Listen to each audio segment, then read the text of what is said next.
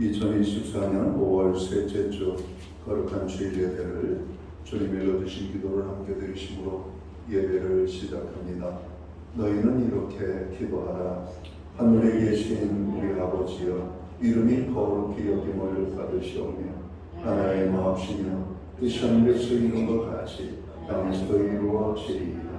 오늘날 우리에게 일용할 양식을 주옵시고 우리가 우리에게 죄 지은 자를 사하여 준 것 같이 우리의 죄를 사하여 주옵시고 우리를 시험에 들게 하지 마옵시고 다만 우리에서 구하옵소서. 대개 나라와 권세와 영광이 아버지께 영원히 있사옵나이다. 아멘. 주보에 있는 찬양으로 주님 앞에 나갑니다. 너는 당장만으로 뻗은 나무 가지의 푸른 열매처럼. 오늘 찬양의 고백으로 주님 앞에 나가겠습니다.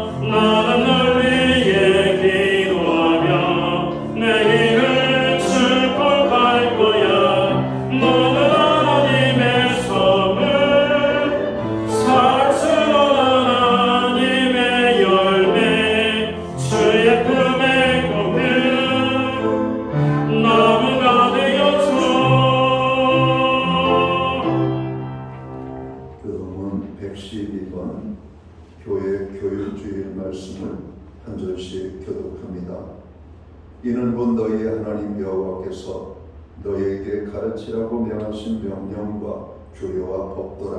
너희가 본능에서 차지할 땅에서 낼 것이니 너와 너희 아들과 내 신전을 영생에 내 하나님 여호와를 경외하라. 내가 너희에게 명한 그 모든 규례와 명령을 지키게 하기 위한 것이며 또 너희를 천사하게 위한 것이라.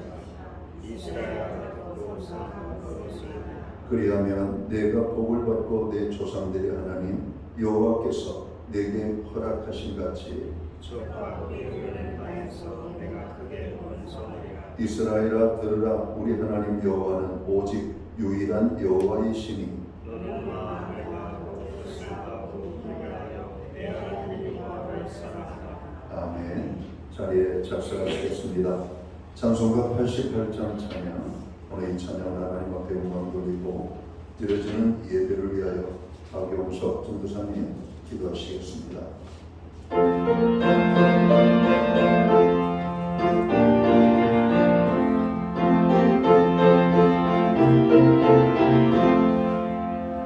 내 심장 선언하는 친구가 되시는 구주 예수님을 아름다워라.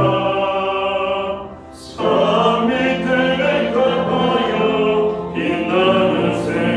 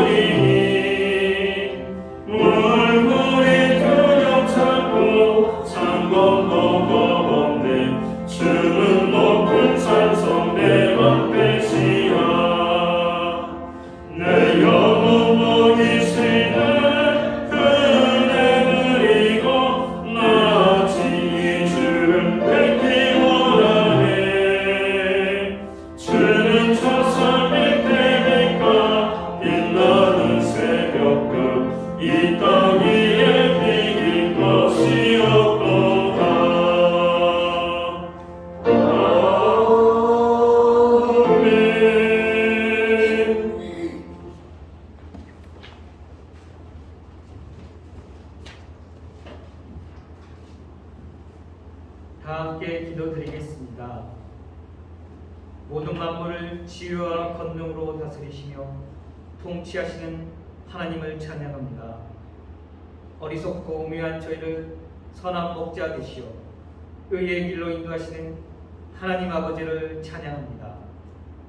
우리를 언제나 사랑하시고 평안으로 인도하시는 예수님, 우리 삶에 행복과 안전을 가져다 주는 것은 세상의 지위나 권력, 물질과 같은 것들이 아니라 예수님이십니다. 주님과 함께 동행하는 것을 잊지 않고 하루하루 믿음으로 걸어갈 수 있도록 은혜를 더하여 주옵소서.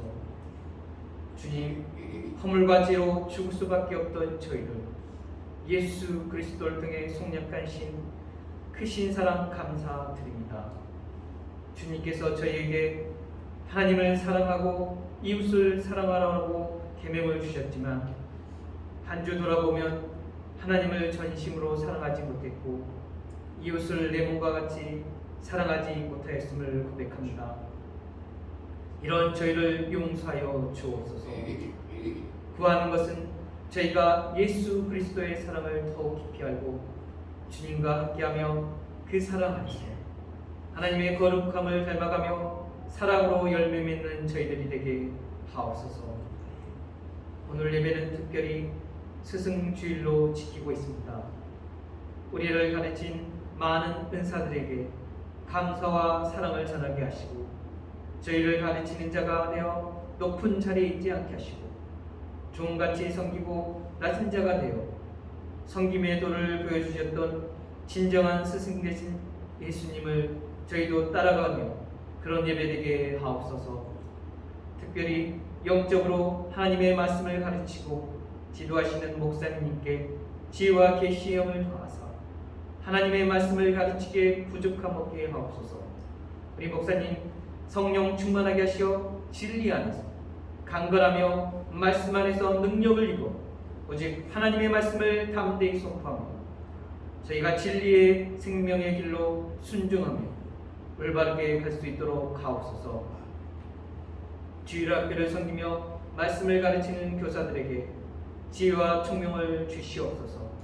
주님의 말씀을 잘 전하는 입술을 허락하시고 영혼을 사랑하는 품는 인내의 사람들이 되게 하옵소서. 온유한 성품을 허락하사 가르칠 때 주님의 온유함이 드러나게 하시고 교훈과 책망과 바르게 함을 가르쳐 교회 학교가 진리의 말씀으로 굳건하게 세워지게 하옵소서. 아버지, 각 기관들이 복음 전하기를 힘쓰기를 원합니다. 저희의 믿음과 사랑이 더 깊어져서 하나님의 뜻을 행하게 부족함 없게 하옵소서. 온 성도들이 잃어버린 영혼을 향한 열정과 헌신을 허락하시고 한 영혼을 위해 기도하며 복음을 전하게 하옵소서. 그래서 신약교회를 통해 마지막 때 많은 영혼이 추수되는 교회로 사용되기를 간구합니다. 오늘 말씀을 전하시는 담임 목사님께 성령의 능력으로 선포하신 말씀을 통하여 교회를 세우고 축복된 가정을 이룰 수 있도록 하옵소서. 주님, 아픈 자와 고통과 억압 속에 있는 사람들을 치료하시고 구원하여 주시기를 간구하며 감사드리며 길과 진리와 생명 되시며 선한 목자 되신 예수님의 이름으로 기도드립니다.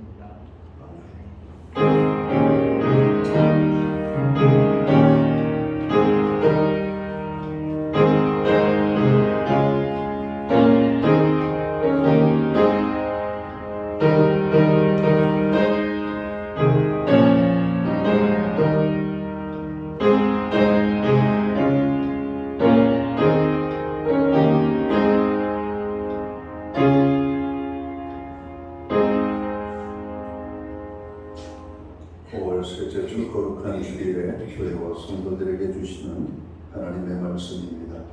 함께 보실 주의 말씀은 구약 성경 898면 시편 128편 1절 말씀에서 마지막 6절 말씀까지입니다.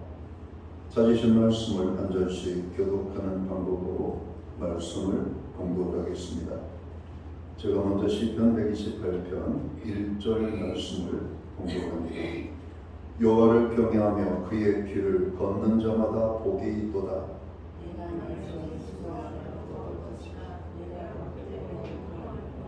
내 집 안방에 있는 내 아내는 결실한 포도나무 같으며 내 식탁에 둘러앉은 자식들은 어린 감람나무 같으리로다. 여호와께서 시온에서 내게 복을 주실지어다. 너는 평생에 예루살렘의 번영을 보며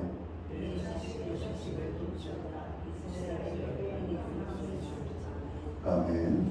찬송가 213장 찬양, 이 찬양 1절과 3절, 5절 찬양으로 하나님 앞에 영광을 드리고 드려진 헌물 위하여 봉헌기도 드리겠습니다.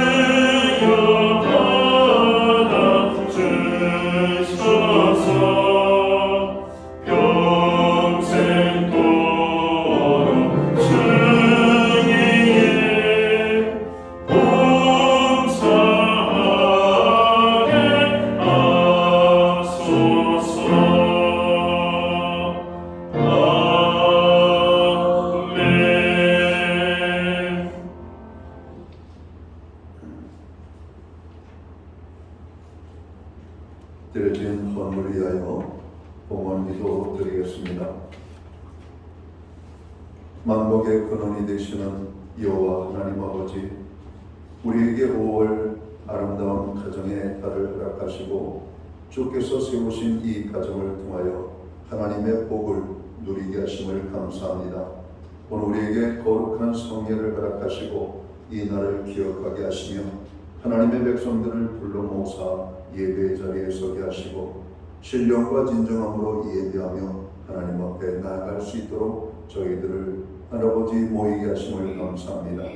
하나님 모인 이 백성들을 기억하시고 저들을 축복하시되 하늘의 문을 열어 주옵소서. 하나님의 임재의 놀라운 축복이 우리의 삶에 아버지 저들의 필요를 따라 열매로 나타날 수 있도록 인도하여 주옵소서. 마음이 불안한 자에게는 평강으로, 연약한 자에게는 강건함으로, 병든 자에게는 치유의 은혜로, 없는 자에게는 풍성의 축복으로, 무엇보다도 하나님의 신령한 은혜가 필요한 주의 백성들에게는 신령한 주의 은혜로 넘치도록 임하여 주시기를 간절히 소원합니다. 하나님, 오늘 우리의 예배를 통하여 홀로 영광받아 주옵소서. 아버지 하나님, 우리의 가정들이 예배하는 가정, 말씀 위에 세워지는 가정, 하나님만을 경외하는 복된 가정이 될 수 있도록 도와주옵소서. 한 주간의 삶을 돌아보며 우리의 삶의 자리를 돌아봅니다. 하나님의 은혜로 살아가고 있음을 고백합니다. 먹을 것, 입을 것, 우리로 쓸 것, 또 하나님을 섬기며 정로 연약한 이웃을 섬기고 구제하고 선교하는 일 하나님 드려질 수 있도록 넘치는 풍성의 축복을 허락해 주심을 감사합니다.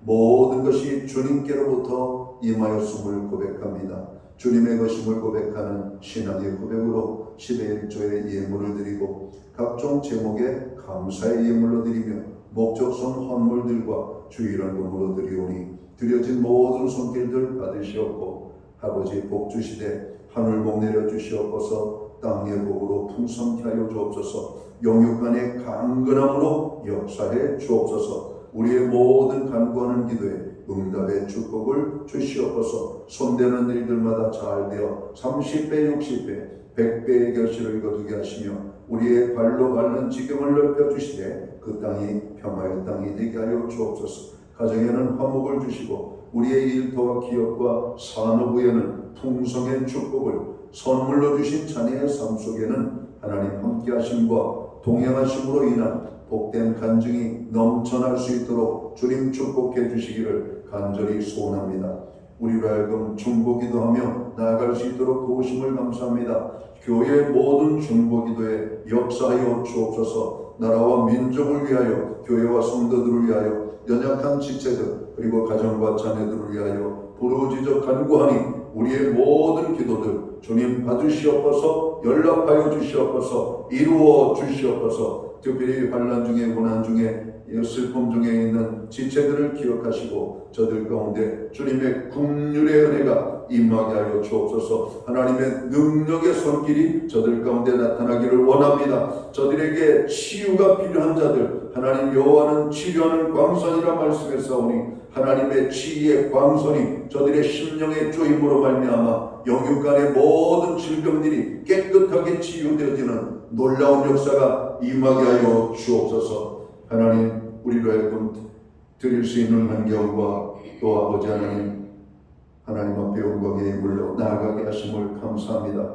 하나님 오늘 귀한 예물 믿음으로 드리오니 받아주시옵고 이 예물이 사용되는 곳에 주의 영광이 나타나며 하나님의 나라 확장을 위해 사용되어지고 주님의 복음이 땅끝까지 전파되는 일에만 온전히 아름답게 사용되게 하여 주옵소서. 오늘도 눈물로 기도하며 나아가는 모든 기도들 주님 들으시고 받으시고 역사해 주옵소서. 특별히 물질적으로 고통당하는 모든 사람들 풍성하신 하나님의 축복이 저들 가운데 임하게 하여 주옵소서. 특별히 연약한 지체에 더욱더 감사하는 믿음과 삶의 환경을 허락해 주시기를 원하옵고 이 모든 말씀을 우리 구주 예수 그리스도의 이름 받들어서 감사드리옵고 봉헌기도 드리옵나이다.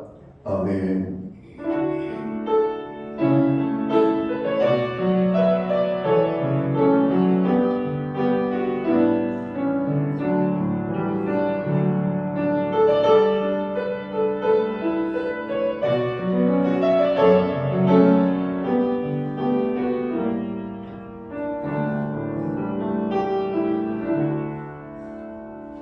저는 시험교회를 대신해서 5월 셋째 주 주일 예배에 참여하신 모든 교우들을 환영합니다. 예배 자리에 오래간만에 또 처음으로 나오신 분들을 환영합니다. 가정에서 영상 예배로 이 예배에 함께하는 모든 믿음의 권속들 또 주님의 사랑과 평안으로 무난의 인사를 드립니다. 우리 옆에 계신 분들, 앞뒤에 계신 분들 우리 반갑게 손을 흔들며 환영의 인사 나누도록 하겠습니다. 반갑습니다. 축복합니다. 우리 예배에 참여하시는 한 분 한 분을 환영합니다. 오늘 주의 큰 은혜가 여러분 앉아 예배드리는 자리마다 임하게 되기를 소원합니다. 예배 회복이 삶의 회복입니다. 아무리 힘들거리워도 예배의 자리에 여러분들 소모하여 참여하시기를 바랍니다. 교회를 위한 중보기도에 또 연약한 지체들을 위하여 우리가 많은 눈으로 보고 귀로 듣고 그리고 우리가 느끼는 많은 아픔들이 있죠. 이런 기도의 제목을 가지고 나아가 기도하시기 바랍니다. 우리의 중보의 기도는 하나님이 들으십니다. 오늘은 교회 어떤 그 교회력으로 스승의 주일로 오늘 보내고 있습니다. 이 땅에는 모든 사람들이 실은 우리의 스승이 되지 않는가 생각합니다. 자연도, 사물도, 사람도, 심지어는 우리가 또 이렇게 키우고 바라보는 아름다운 짐승이나 이런 어떤 동물들도 우리의 스승이 될 것이 아닌가 생각합니다. 그 중에 사람이 가장 못된 것 같아요. 이런 짐승들끼리는 서로 지켜야 될 도가 있더라고요. 예의가. 그런데 사람의 삶은 이미 도와 예의가 다 깨져버린 것 같아요. 악한 마귀 사단이 하나님이 만드신 아름다운 창조의 질서를 파괴해서 하나님에게 고통을 주는 거죠. 하나님의 자녀들이 고통을 받게 하는 겁니다. 이런 데일수록 우리가 말씀에 순종하고 또 주어진 삶의 환경 속에서 질서에 순응하는 오늘 저희들이 되어야 되겠습니다. 특별히 가르치는 위치에 있는 모든 분들을 위하여 여러분 중보기 되어 주시기 바랍니다. 교회로 말하면 영적인 지도자, 목자, 교사, 또 여러분들을 이끄는 모든 리더들 여러분 순종하며 따르고 또 그들을 기뻐하시기 바랍니다. 가정에서의 스승은 바로 부모님들이 되겠죠. 형제가 많은 가족들은 형, 바로 위의 형, 바로 이 가장 큰 스승 아닙니까? 우리들이 보면 다 이 큰형을 따라 배우게 됩니다. 큰형 담배 피면 작은 동생 담배 핍니다. 큰형 장난 심하면 애들이 상당히 심하게 큰아이를 잘 키우는, 그래서 옛날 부모님들은 이 장남의 위치를 상당히 크게 가지셨던 것 같아요. 장남 엄하게 꾸짖고 엄하게 키우고, 장남만 잘 키우면 나머지는 그냥 반듯하게 자라가기 때문에 그렇습니다. 여러분, 오늘 가정의 자녀들, 또 우리가 우리의 소유가 아니라 하나님 우리 가정에 맡겨주신 소중한 존재임을 깨닫고 잘 가르치는 부모님들이 되고, 자녀들은 부모의 가르침을 잘 받기를 바랍니다. 예배 후에 각 목장은 목장 모임으로 모이겠습니다. 목장 모임은 한 주간의 성도의 삶을 나누는 교제와 기도의 모임입니다. 교회는 매주 수요일마다 온라인 성경 공부를 제공하고 있습니다. 금주는 하나님은 누구신가? 라는 제목을 가지고 공부를 하도록 합니다. 나라와 민족을 위하여 기도해 주시고, 또 경제적으로 고통을 당하는 분들, 또 사회적으로 소외된 많은 분들이 있습니다. 아픔을 당하지만 그 아픔을 누구에게도 말하지 못하는 그런 공동체들이 있다고 해요. 특별히 요즘 젊은이들의 아픔이 그렇지 않은가 생각합니다. 우리들이 바라볼 때 젊은이들은 씩씩하고 용기를 갖고 정말 이렇게 부러움의 삶을 살고 있는 것처럼 보이지만, 그 속마음은 아픔과 괴로움이 너무나 많이 있음을 봅니다. 그 속마음을 시원하게 내놓을 것조차 없는 그들의 마음이 얼마나 아픈지 오늘 젊은이들을 위하여 여러분 우리가 기도 많이 해야 되겠습니다. 교회는 새벽 예배는 오전 5시 30분, 수요일 오전 11시에 드려지고 있습니다. 예배에 참여하고 또 예배 시간을, 또 예배를 전도에 활용할 수 있기를 바랍니다. 전홍석 권사님 미국 자녀 방문차 미국으로 출국하셨습니다. 잘 다녀오실 수 있도록 기도해 주시기를 바랍니다. 우리는 오늘 구약성경 시편 128편 1절에서 6절 마지막 절까지의 말씀을 공부하겠습니다. 이 말씀을 중심으로 축복된 가정을 이루자라는 제목을 가지고 함께 은혜의 말씀을 나누고자 합니다. 5월은 가정의 달입니다. 우리들은 가정의 소중함을 깨닫고 하나님께서 세우신 가정을 귀하게 여겨야만 할 것입니다. 영국의 비평작가 웰스라고 하는 분은 이런 말을 했습니다. 가정은 인생의 안식처요 사랑이 싹트는 곳이다. 미국의 문화평론가인 카울리는 또 이렇게 말합니다. 정다운 가정이 없으면 온 세상은 커다란 감옥 속에 있는 것과 같다라고 말을 했습니다. 가정은 소중하고도 귀한 공동체입니다. 가정을 세우신 분은 사람이 아니라 하나님이십니다. 하나님께서는 가정을 교회보다 먼저 세우셨죠. 예수님께서는 예수님의 공생의 첫 기적을 가정이 시작되는 혼인잔치에서 행하셨던 것을 우리가 기억합니다. 우리는 하나님이 주신 소중한 선물, 가정을 아름답게 세워가는 일에 힘을 써야 할 것입니다. 지금은 악한 마귀 사단이 최종적으로 무너뜨리는 공동체가 있죠. 바로 가정입니다. 지금은 가정을 파괴하는 악한 마귀의 여러분 괴계를 봐야만 합니다. 젊은이들이 결혼하지 않는 것, 결혼해도 아이를 낳지 않는 것, 여러분 결혼에 대한 어떤 희망과 소망을 잃어버리고 살아가는 많은 사람들, 가정을 깨뜨리는 것을 물론 아픔은 어느 정도 있겠지만 너무 쉽게 생각하는 요즘 우리 사회를 바라볼 때 이거는 세상이 악한 것이 아니라 악한 마귀 사단이 하나님께서 만든 가장 축복된 공간인 가정을 깨뜨리는, 그래서 가정이 형성되지 못하도록 하는 바로 그 시대에 우리가 살고 있음을 여러분 잘 깨달아야 됩니다. 그래서 자녀들의 가정의 문제, 부부의 문제, 여러 가지 문제들이 일어나면 그 문제의 표면에 나타나 있는 것만 보시지 말고 그들 보이지 않는 가운데 있는 악한 마귀 사단의 괴계를 볼 수 있어야만 합니다. 그래서 우리의 가정은 그냥 만들어지면 그냥 이렇게 세워져 가는 것이 아니라 눈물로 세워지는 공동체고 기도로 세워지는 공동체, 그래서 하나님의 은혜로 이끌림을 받는 그런 가정이 되도록 여러분 힘써야 될 것입니다. 여러분 우리가 소중한 것들은 소중하게 관리하고 지키잖아요. 젊은이들을 보면 자기 몸보다 더 소중하게 여기는 것이 자동차인 것 같아요. 그렇죠? 없는 돈 있는 돈 다 요즘 때문에 땡겨가지고 여러분 자동차를 사잖아요. 왜? 자동차 없으면 데이트도 못하니까. 자동차 없으면 아무것도 못하잖아요. 자동차 없으면 내가 뒤떨어진 사람 같고 무능력한 사람 같고, 직장도 없는 사람들이 차는 좋은 거 몰고 다니면서 기름값 아끼려고 주차비 아끼려고 하다가 여러분 많은 고통을 당하는 것을 보잖아요. 여러분 뽀대나게 사는 것도 좋지만 뽀대나기 이전에 여러분 자기 실속에 맞게 사는 것이 좋은 겁니다. 옛날 속담에 여러분 조그만 새가 큰 새를 따라가려면 이런 가랑이가 찢어진다고 그랬습니다. 그럼 우리의 삶의 수준을 보고 분수에 맞게 살아갈 때 가장 아름다운 것입니다. 분수에 맞는 삶. 여러분 분수에 맞는 삶을 사는 것은 아름다운 거예요. 그게 어떤 우리가 세상에 어떤 비난받고 정죄받고 우리가 어떤 그런 고통을 받는 그런 모습이 아닙니다. 분수에 맞게 사는 사람들이 아름다운 사람, 아름다운 삶 사는 거예요. 다른 사람 생각할 거 없어요. 우리의 가정만 보고 자녀들을 보는 저희들이 되어야 되겠습니다. 우리는 하나님이 주신 소중한 선물, 가정을 귀하게 여기고 가정을 위하여 기도해야만 합니다. 가정을 세우는 일에 국가가, 교회가, 직장이, 사회단체가 최선을 다해야만 합니다. 그동안 가정이 깨지고 망가지고 가정이 고통당한 것을 잘 모른 체 하던 국가들이 이 저출산 시대를 맞이하니까 큰일 났거든요.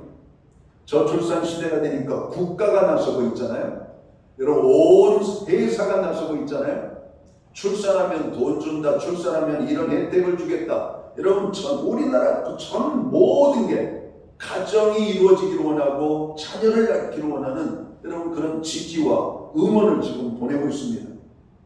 여러분 이렇게 가정을 세우는 일에 여러분 어느 특정한 한 사람이 아니라 모든 사람들이 이런 관심을 가져야만 해요. 가와 만사성이란 이런 가정을 향한 격언이 있잖아요. 가사만사성. 가정이 먼저 화목할 때 세상의 모든 일이 잘 되고 형통하게 된다. 이런 가정이 그만큼 소중함을 보게 됩니다. 여러분 가정이 무너지고 세상에서 어디에서 행복을 찾겠습니까? 여러분 가정 안에서 누려야 될 축복이 있음을 말씀하고 있습니다. 그래서 가정을 작은 천국이라고 말하는 겁니다. 가정이 바로 세워질 때 이 땅에 천국이 임하게 되는 거예요.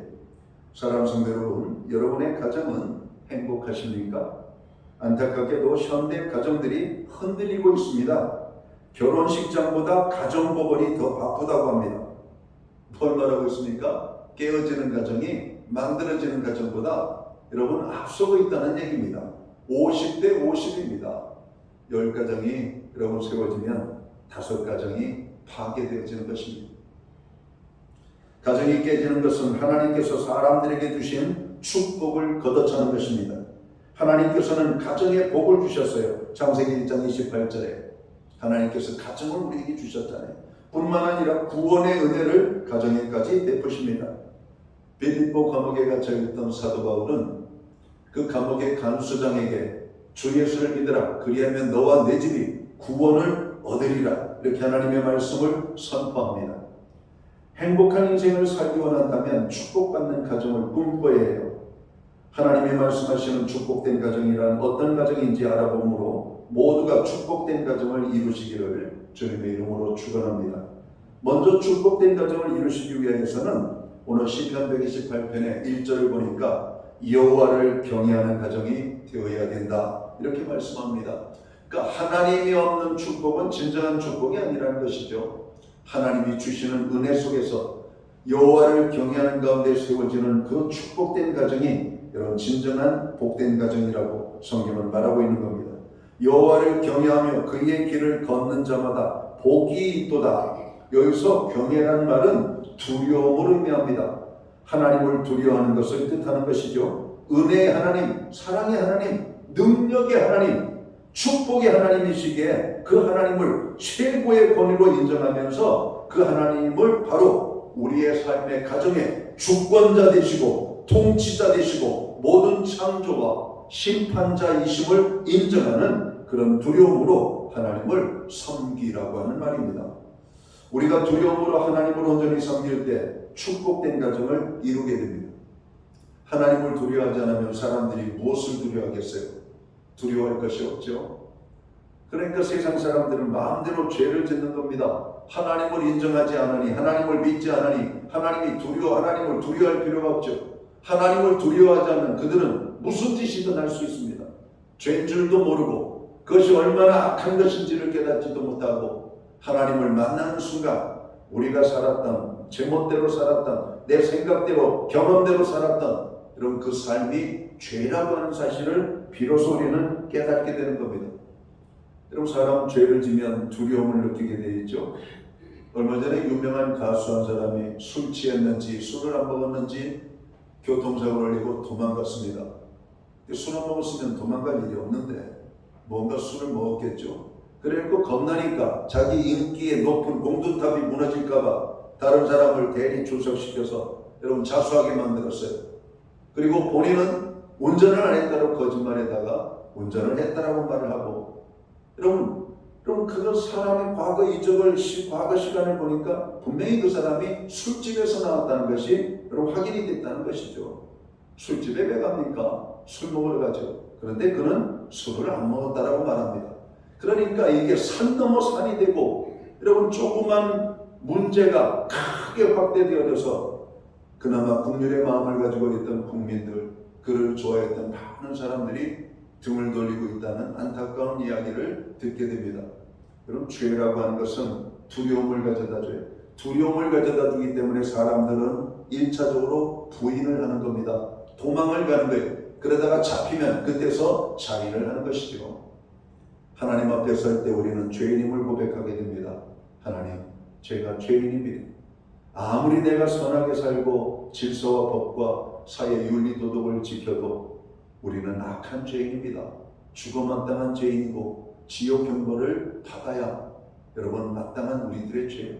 겉으로는 우리가 경건하고 거룩하고 그럴듯한 사람처럼 보이지만 우리 속에는 정말 가득한 쓰레기가 가득한 우리의 삶의 모습 아닙니까? 내가 더러운 것을 어떻게 하는가? 거울 앞에 서면은 외적인 것은 발견하지만 우리의 내면의 영혼의 더러움은 보지 못해요. 하나님의 말씀 앞에 설 때 우리의 더러움이 드러나기 시작하는 겁니다. 거룩하신 하나님 앞에 섰을 때 우리가 얼마나 이런 초라한 존재인 것을 알게 되는 겁니다. 전기불이 얼마나 초라한가 태양 앞에서 보면 이 불빛이 아무것도 아닌데 우리는 이 불빛이 환하다라고 생각하잖아요. 우리의 삶이 이 정도면 괜찮게 살았다라고 생각하잖아요. 하나님 앞에 서는 순간 우리는 더럽고 추해서 볼 수가 없는 연약한 존재임을 여러분 깨닫게 되는 겁니다. 하나님이 세우시는 가정이 복 있는 가정입니다. 그 하나님을 경외하는 가정이 복 있는 가정입니다. 오늘 이 여호와를 경외하는 가정에게 하나님이 말씀하시는 축복이 있어요. 오늘 시편 34편 9절에 보니까 너희 성도들아 여호와를 경외하라. 그를 경외하는 자에게는 부족함이 없도다. 여기서 이 부족하다라고 하는 말은 모자란다, 아쉽다, 채우지 못했다, 달성하지 못했다라고 하는 의미입니다. 그런데 하나님께서 여호와를 경외하는 사람들에게는 부족함이 없는 이런 풍성의 축복을 주시겠다라고 말씀하는 겁니다. 시편 23편은 시편 기자가 그렇게 고백하고 있잖아요. 여호와는 나의 목자시니 내게 부족함이 없으리로다. 하나님 아버지를 경외하며 그 하나님을 우리의 삶의 목자로 모신 사람들은 부족함이 없는 겁니다. 목자에게 이끌림을 받는 양들은 걱정할 필요가 없죠. 늑대를 무서워할 것도 없고 환경을 무서워할 것도 없습니다. 목자는 그 양들을 푸른 초장으로 실만한 물가로 늑대의 공격이 없는 안전한 곳으로 이끌어가기 때문에 그렇습니다. 우리의 인생 우리가 이끌어가면 우리는 수렁텅이에 빠집니다. 여러분 곤두박질 칩니다. 대형 사고 납니다. 그러나 하나님이 우리의 삶의 목자가 되어서 이끌어 주시면 우리는 부족함이 없는 인생을 살게 되는 겁니다. 성경 속에 우리의 축복의 길이 보이는 거예요. 하나님을 떠나서 많은 사람들이 행복하기를 원하고 축복받는 인생이 되기를 원하지만 하나님을 떠나서는 어디에서도 여러분 풍성과 축복을 누릴 수 있음을 말하고 있잖아요. 하나님을 떠난 자는 성경은 분명하게 말합니다. 망한 인생이라고 말합니다. 하나님이 없는 사람은 망한 인생이다 이렇게 말해요. 하나님이 있는 사람은 모든 것을 가진 자들입니다. 여러분 만물의 주인이신 하나님께서 우리가 원하면 다 주신다라고 하는 말입니다. 여호와를 경외하는 가정 하나님께서 부족함이 없도록 채워주신다. 그러니까 우리의 자녀들도 열심히 공부만 시키는 것이 아니라 하나님을 경외하는 믿음을 심어줄 필요가 있어요. 왜? 여호와를 경외할 때 그의 인생을 하나님께서 이끌어 주시잖아요. 오늘 성경에 보니까 잠언 10장 27절에 보니까 여호와를 경외하면 장수하느니라 그러나 악인은 수명이 짧아지느니라 이렇게 말합니다. 여러분 장수의 축복을 주셔요. 에베소서 6장에서도 주 안에서 내 부모를 공경하라 그리하면 내가 땅에서 잘되고 장수하리라 말씀하고 있잖아요. 여러분 여호와를 경외하는 자에게는 이러한 복이 임할 것을 성경은 말하고 있는 겁니다. 그래서 우리는 축복된 가정을 이루기 위하여 여호와를 경외하는 가정이 되어야 되겠다는 겁니다. 여러분의 가정은 여호와를 경외하는 가정이십니까? 경외라고 하는 삶을 잘 살았던 사람 중에 하나가 아브라함입니다. 아브라함은 독자 이삭을 하나님 앞에 바치라고 할 때 아무런 주저함이 없이 100세 되어서 얻었던 이 이삭을 하나님 앞에 번제 제물로 여러분 드리잖아요. 그때 하나님께서 번제 제물로 드리려고 하는 아브라함의 손을 멈추게 하셔요. 아브라함아 내 손을 이삭에게 아무 일도 행하지 말라. 이제야 내가 나를 경외하는 줄을 알았도다 이렇게 말씀합니다. 하나님의 말씀이라면 아들조차라도 하나님 앞에 번제물로 드리려고 했던 그 신앙의 믿음, 하나님 보시기에 그것은 하나님을 경외하는 믿음으로 보았다는 겁니다. 여러분 하나님을 무서워하는 마음을 가져야 돼요. 하나님의 말씀 안 들으면 큰일 난다. 여러분 이렇게 생각을 해야 되잖아요. 우리가 여기다 이렇게 독약이라고 쓰여 있으면 여러분 사람들이 독약에 손을 댑니까? 여러분 웬만큼 배침, 여러분 그 배짱이 좋은 사람도 독약이라고 써 있는 음료수병 손 못 댈 겁니다. 그럼 독약이 무섭잖아요. 먹으면 죽잖아요. 근데 하나님은 독약보다도 더 무서우신 분 아닙니까? 왕도 들었다 놨다 하시는 분이고 한 나라도 망하게 하고 흥하게 하는 능력을 가지신 하나님이신데 여러분 그 하나님이 무섭지 않습니까? 여러분 우리가 세상에 여러 가지 많은 것들은 무서워하면서도 왜 하나님을 무서워하는 마음을 갖지 않을까? 하나님을 무서워하는 마음을 갖고 경건한 삶을 살아가는 자에게는 하나님의 은혜와 축복을 주시겠다라고 말씀하고 있는 겁니다. 그러니까 축복된 가정을 이루려면 하나님을 경외하는 가정으로 세워가면 돼요.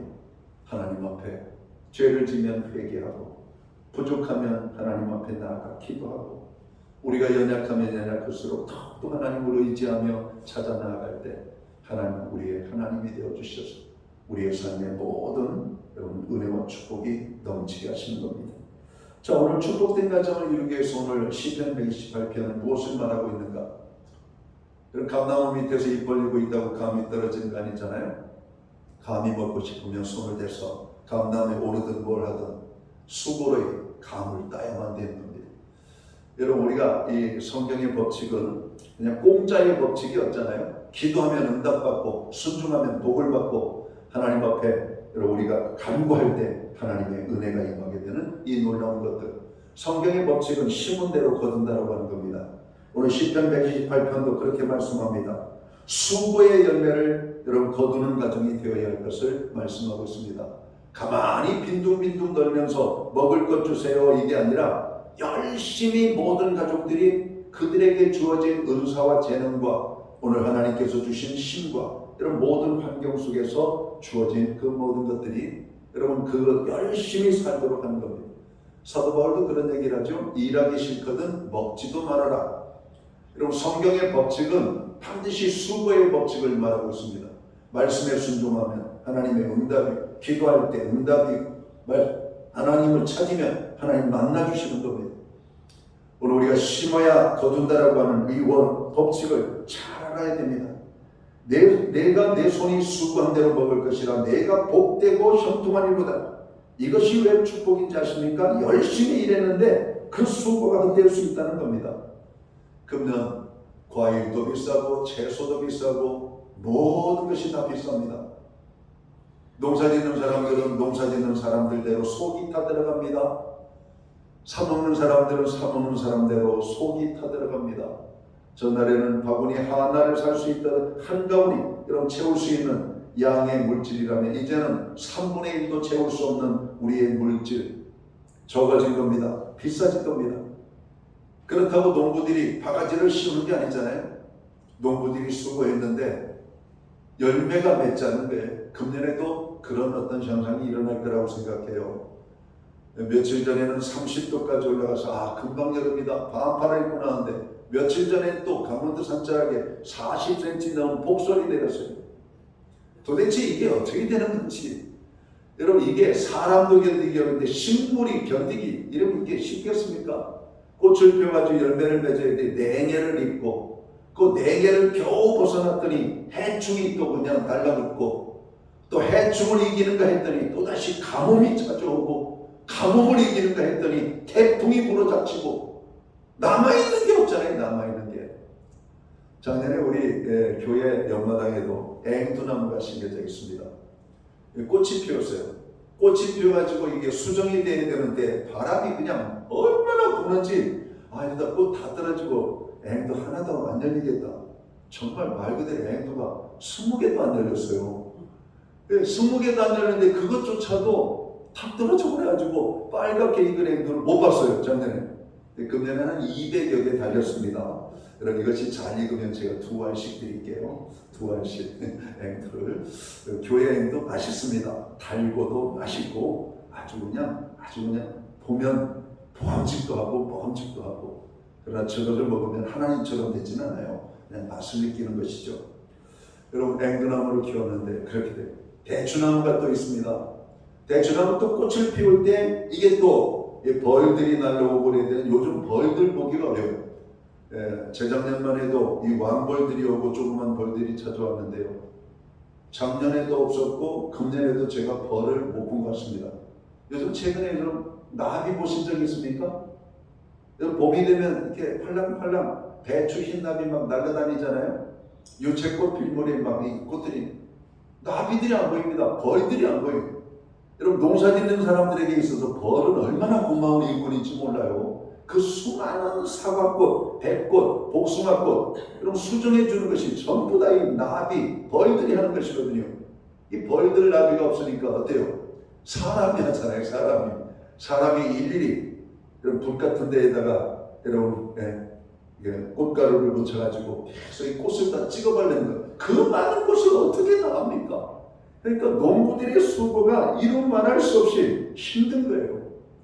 그런데 그렇게 수고했는데도 불구하고 거둬들이는 열매가 없다. 얼마나 허탈하겠어요. 얼마나 힘들겠어요. 그냥 바울은 못난이 사과가 그냥 비싸게 팔리고 그래도 사람들은 비싸서 안 먹고 그러니까 2중 3중으로 그냥 고통당해요. 내 손이 수고한 대로 여러분 거둘 수 있다는 것이 축복이고 내 손이 수고한 대로 풍성하게 되어진다는 것이 축복인 겁니다. 오늘 여호와를 경외하는 사람들에게는 손이 수고한 대로 거두게 되고 누리게 되는 축복을 하나님께서 주시겠다라고 하는 겁니다. 우리가 구약 성경을 읽어보면 재미난 표현이 나옵니다. 한 나라를 저주합니다. 저주하는 내용이 뭐냐면 너희들이 심어도 심은 것을 거두지 못하겠고 심은 것을 빼앗기리라. 너희가 수고로 지은 집 거기서 살지 못하고 거기 그 집을 빼앗기라 이렇게 말합니다. 근데 복주는 나라는 어떻게 말하냐면 너희가 심지 않은 것을 거두고 너희가 수고하지 아니한 것을 누리게 하리라. 여러분, 이스라엘 백성들이 그러한 축복을 경험하고 그러한 저주를 경험했던 민족입니다. 하나님이 함께하니까 심지 않은 것도 거두게 하시는 하나님. 그런데 하나님이 저주하니까 심은 것도 못 누려요. 내가 심어서 열매를 거두었지만 그 열매를 먹지 못하는 이것이 저주인 것을 오늘 성경이 말하고 있다는 겁니다. 내 손이 수고한 대로 거두게 될 것이다. 내 손이 수고한 만큼 누리게 될 것이다.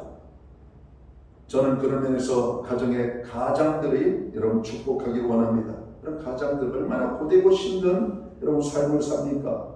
때로는 열심히 수고하는데 손에 들어오는 것이 얼마 없어서 어깨가 축 늘어지고 아이들 학원비는 올라가고 삶의 모든 물가는 올라가는데 남편들의 월급만 안 올라가는 거 아닙니까? 그러니까 장바구니가 얇아지는 거예요. 2번 갈 거 시장 한 번 가고 여러분 한 번 갈 때 많이 사던 것을 3분의 1만 사고 적게 먹는 요즘 외식도 안 해가지고 분식집도 여러분 이렇게 장사가 안 된다고 그래요. 분식집. 분식집에서 파는 게 뭡니까? 김밥, 튀김, 여러분 오뎅, 순대 뭐 이런 거 아닙니까? 여러분 이런 것조차도 서민들이 먹는 이런 가게조차도 손님들이 여러분 왕래가 많이 줄었다는 겁니다. 그만큼 물질적으로 어려운 교통비 인상되죠. 모든 공공요금 인상되죠. 그러니까 젊은이들 살기 힘들으니까 젊은이들에게 많은 지원을 줍니다. 면접을 보면 면접비 주고 이것을 배우면 배우는데 교육비도 지원해주고 교통비도 지원해주고 그런데 그거 가지고 그게 얼마가 됩니까? 요즘 10,000원짜리 한 장 가지고 하루 못 삽니다. 여러분 적게는 20,000원, 조금 여유로우면 30,000원을 가지고 하루 살잖아요. 밥 한 끼 10,000원 미만 없잖아요. 커피 한 잔. 그럼 거기에 교통비까지 하고 여러분 보세요. 쓸 게 없습니다. 여러분 이 아이들, 이 청년들 여러분 그러면서도 직장은 여러분 없죠. 뽑는 데가 없죠. 여러분 사람들이 얼마나 힘들어요. 그러니까 점점 첫 직장 잡는 나이가 높아지고 여러분 가정을 이루는 결혼의 정년기가 높아지고 여러분 집을 장만하는 건 꿈같은 이야기고 희망을 잃어버리고 사는 시대입니다. 그러나 저는 젊은이들에게 도전합니다. 여호와를 경외하는 믿음을 먼저 해보고 가십시오. 하나님께서 당신들을 축복하실 겁니다. 당신들이 원하는 직장 찾게 하실 것이고 당신들이 수고하는 그 수고에 아름다운 열매가 맺힐 거라고 생각합니다. 흉년 속에서도 사르밧 과부의 집은 먹는 양식 때문에 고통을 당하지 않았습니다. 여러분 사마리아 성에 큰 위기를 만났을 때 여러분 심지어는 그들이 부정하게 여기는 말고기까지 먹었습니다. 심지어는 아이 고기를 먹었다라고 말합니다. 그런데 하나님이 은혜를 주시니까 그 성에 넘치는 양식이 임했던 것을 기억합니다. 하나님이 함께하는 인생은 사막에서도 물을 마시게 됩니다. 광야 생활하던 이스라엘 백성들이 그런 거 아닙니까? 하나님의 인도를 받는 여호와를 경외하는 믿음이 우리의 삶에 있어야 됩니다. 내가 내 손이 수고한 대로 먹을 것이라 내가 복되고 형통하리라고 주님이 말씀하고 있다는 겁니다. 자, 축복된 가정을 이루기 위해서는 어떻게 해야 되는가?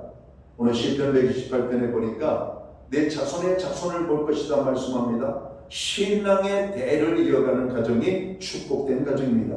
아버지의 대에만 믿는 신앙이 아니라 부모의 신앙이 자녀의 신앙으로 그리고 자자손손 그 믿음이 이어지는 가정에 하나님께서 복을 주신다. 내 집 안방에 있는 내 아내는 결실한 포도나무 같으며 내 식탁에 둘러앉은 자식들은 어린 감람나무 같으리로다. 여호와를 경외하는 자는 이같이 복을 얻으리로다. 시편 118편은 말씀합니다. 여기 식탁에 둘러앉은 자식들이란 세상에 물들지 않은 신실한 삶을 살아가는 하나님의 자녀들을 말합니다. 여호와를 경외하며 말씀대로 사는 하나님의 자녀들, 오늘 그들은 감람나무처럼 여러분 싱그럽고 형통한 인생을 살게 된다는 것이죠. 왜 자녀들을 어린 감람나무라고 말할까요? 왜 이 감람나무는 우리가 잘 알고 있는 올리브나무입니다. 요즘 요리를 할 때 올리브유 많이 쓰잖아요. 우리가 전날에는 이렇게 해바라기 씨유, 포도씨, 여러 가지 많은 들기름, 참기름 이런 걸 썼는데 요즘은 이게 이 올리브유, 건강에 좋은 것이죠. 미용에도 좋은 기름이라고 여러분 그렇게 말합니다. 그래서 이 감람나무, 이 올리브나무 기름은 오늘 이렇게 우리 많은 사람들이 그럼 아주 즐겨 먹고 즐겨 사용하는 그런 것이죠. 자, 그런데 이 어린아이들을 이 감람나무와 비교를 하고 있는 것입니다. 이런 감람나무는 하나님의 성전에 불을 붙이는 여러분 촛대에 여러분 기름을 공급하던 기름이었습니다. 첫 기름을 짜가지고 맑고 순수한 깨끗한 그 올리브유를 불을 켜는데 사용했던 것이죠. 성전의 불들 여러분 그렇게 여러분 사용했고, 여러분 이스라엘을 포함한 지중해 연안에서는 우리 이렇게 동양권에 있는 사람, 일본, 우리나라, 중국 이런 나라들, 뭐 동남아 쪽에 사는 사람 김치 종류들이 있더라고요. 우리는 이제 김치가 있죠. 무, 배추. 여러분 우리는 김치 없이 여러분 밥을 못 먹잖아요. 바로 이 지중해 연안에 사는 사람들은 이 올리브로 담는 요리가 있습니다. 그냥 이렇게 절이는 것도 있고 여러 가지 요리 방법이 있는데 그것을 김치처럼 그들은 밥을 먹을 때마다 여러분 올리브 열매를 먹습니다. 특별히 올리브 열매는 이 석회질 성분이 들어있는 여러분 물을 마시는 사람들에게는 필수적으로 여러분 먹어줘야 되는 열매라고 그러죠. 자, 구약시대 때는 다 자란 올리브나무 5그루만 있으면 한 가족이 먹고 살 수 있을 정도의 효자나무였다고 합니다. 여러분 올리브나무 큰 나무 5그루만 있으면 한 가정이 여러분 살아갈 수가 있었다는 거예요. 그만큼 서민들의 삶에 큰 유익을 줬던 나무다. 그래서 성전 제사 때 오늘 제물을 태울 때 사용하는 땔감으로 올리브나무만큼은 땔감으로 사용하지 못하도록 여러분 유대율법에 정했던 겁니다. 올리브나무는 번제 제물을 태우는 땔감으로 사용하지 말아라. 왜? 올리브나무도 땔감으로 쓰면은 올리브나무 다 찍어 여러분 삼잡개비로 쓸 거 아닙니까? 그러니까 이 올리브나무가 너무 귀하고 소중한 거니까 올리브나무는 땔감으로 사용하지 말 것을 얘기했다는 거예요. 자, 이처럼 사람들에게 큰 유익을 주는 나무가 바로 이 올리브나무입니다. 그런 의미에서 자녀들을 이 올리브나무에 비유한 것이죠. 아직은 우리의 자녀들이 어리지만 이 자녀들이 나중에 커서는 장성한 올리브나무처럼 우리 가정을 든든하게 세워줄 이런 버팀목이 될 것입니다. 저는 우리 부모님들이 자녀들에게 올리브나무의 꿈을 가지시기를 축원합니다. 자녀들이 자라나서 올리브나무처럼 하나님께 영광을 돌리고 세상에 유익을 주는 사람이 되는 그런 꿈을 가질 수 있기를 바랍니다. 깨끗한 올리브유가 하나님의 성전을 여러분 밝혔던 것처럼 우리의 자녀들이 이 어두운 세상에 하나님의 빛을 발하는 여러분 꿈을 가진 우리의 자녀들로 자랄 수 있을 것을 여러분 기대하면서 기도하시기 바랍니다. 올리브나무 기름과 열매가 여러분 가정과 사람들에게 유익을 주었던 것처럼 우리의 자녀들이 인류사의 공동체에 유익을 끼치는 하나님의 자녀로 자라가는 그런 꿈을 여러분 우리가 자녀들을 바라보며 가져야 할 것입니다. 하나님은 믿음의 가정들이 축복된 가정들이 되기 원합니다. 오늘 하나님은 우리들 모두들이 축복된 가정을 세워가기를 원하는 것이죠. 축복된 가정은 여호와를 경외하는 가정입니다. 가정의 모든 식구들이 수고의 땀을 흘리는 가정입니다. 우리의 가정의 자녀들이 하나님을 경외하는 신앙의 자녀로 양육되어지는 가정, 바로 이런 가정을 오늘 성경은 축복된 가정이라고 말하고 있는 것이죠. 자, 우리의 가정에 부족한 것이 무엇입니까? 여호와를 경외함이 없다면 여호와를 경외하는 믿음이 회복되기를 원합니다. 열심히 수고하지 않고 일하지 않는 가정이라면 부지런히 일하는 여러분 가정들이 되기 원합니다. 부모되는 신앙을 가지고 있지만 자녀들의 믿음이 없다면 우리의 자녀들이 여호와를 경외하는 자녀들로 키워내시기를 주의 이름으로 축원합니다. 그리할 때 우리는 축복된 가정이 이루어지게 되는 겁니다. 축복된 가정에게는 하나님의 놀라운 은혜와 축복이 주어지는 사실을 깨닫고 5월 가정의 달 하나님 우리의 가정이 축복된 가정으로 세워지기를 원합니다. 그렇게 기도하는 저와 모든 성도들 되시기를 주의 이름으로 축원합니다. 기도합니다. 하나님 아버지 5월 가정의 달입니다. 가정을 위하여 특별히 많은 생각을 하게 됩니다. 여호와를 경외하는 가정, 모든 가족이 수고의 땀을 흘리는 가정, 부모로부터 자녀에 이르기까지 하나님을 경외하는 우리의 가정이 되게 하여 주옵소서. 그래서 하나님의 축복하신 은혜와 축복이 임하는 축복된 가정을 이루도록 우리의 가정을 주관해 주옵소서. 오늘도 많은 가정들이 고통을 당하고 있습니다. 먼저 하나님 앞에 회복될 수 있는 은혜를 주옵소서. 예수님께 하신 이름으로 기도합나이다. 아멘. 자리에서 다 함께 일어나셔서 찬송가 570장 찬양 1절 찬양 드리고 축도함으로 오늘 예배를 마칩니다.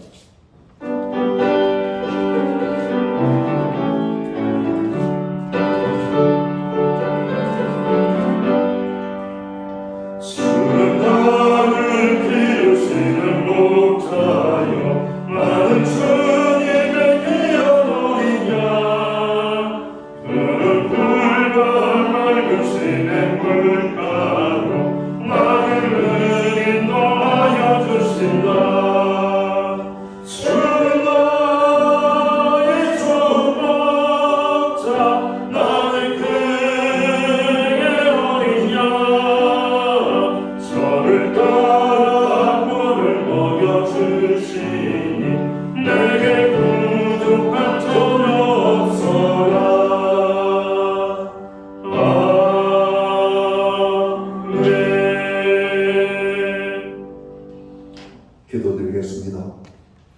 이제는 교회의 머리가 되시는 우리 구주 예수 그리스도의 크신 은혜와 하나님 아버지의 무한하신 사랑하심과 성령님의 감화 감동 교통하시며 늘 함께하여 주시는 역사가 하나님의 은혜와 축복을 누리기 원하는 축복된 가정을 이루기 원하는 오늘 예배의 자리에 참여한 하나님의 사람들 머리 위에 저들의 가정 위에 세우신 교회 가운데 이제로부터 영원토록 함께하여 주시옵기를 예수님의 이름으로 간절히 축원하옵나이다. 아멘.